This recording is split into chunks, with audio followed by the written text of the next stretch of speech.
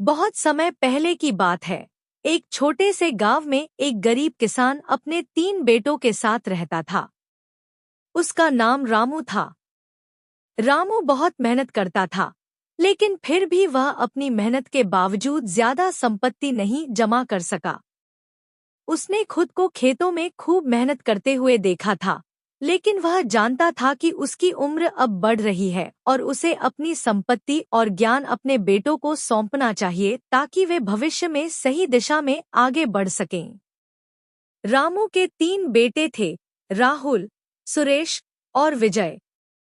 वे सभी अच्छे लड़के थे, लेकिन उनका ध्यान हमेशा अपनी व्यक्तिगत इच्छाओं और स्वार्थों पर रहता था।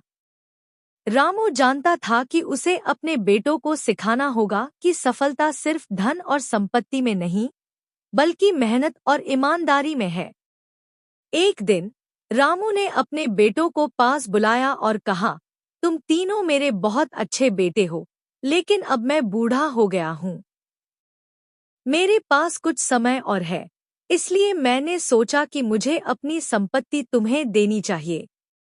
लेकिन मैं चाहता हूँ कि तुम मेरे एक राज को समझो, क्योंकि यही तुम्हारी असली संपत्ति होगी। रामू ने फिर अपने बेटों को एक खेत दिखाया, जो बहुत बड़ा और उपजाऊ था, और कहा, इस खेत में एक खजाना छुपा हुआ है। तुम्हें इसे ढूंढना है। लेकिन याद रखना, केवल मेहनत और ईमानदारी से ही वह खजाना तुम्हारे हाथ लगेगा। बेटे हैरान हो गए और एक दूसरे से कहने लगे, खजाना? क्या यह सच है? लेकिन रामू ने बस उन्हें आश्वस्त करते हुए कहा, तुम तीनों इस खेत में काम करो और खजाना तुम्हारा होगा। तीनों बेटे खेत में काम करने लगे। राहुल ने सबसे पहले खोदाई शुरू की। सुरेश ने मिट्टी हटाई और विजय ने खेत के कोने-कोने में मेहनत करना शुरू किया। दिन रात वे कड़ी मेहनत करते रहे, लेकिन कई सप्ताहों तक कोई खजाना नहीं मिला। हर दिन उन्होंने खेत में खोदाई की, मिट्टी हटाई और उम्मीद लगाई, लेकिन कोई सोने की छड़ी, हीरे या कोई भी खजाना नहीं मिला। अंत में वे थक कर बैठ गए और राहुल ने कहा, पिताजी ने हमें धोखा दिया। यहाँ कोई खजाना नहीं है। हमें अपना समय बर्बाद करना बंद कर देना चाहिए। सुरेश ने भी कहा, हमने इतनी मेहनत की, लेकिन कुछ भी नहीं मिला।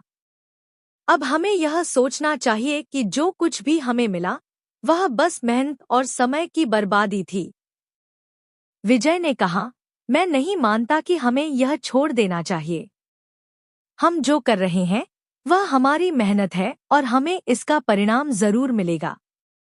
लेकिन अंत में, जब तीनों बेटे थक कर बैठ गए, तब रामू आकर हंसते हुए उनके पास आया और कहा, तुमने जो काम किया, वही असली खजाना था।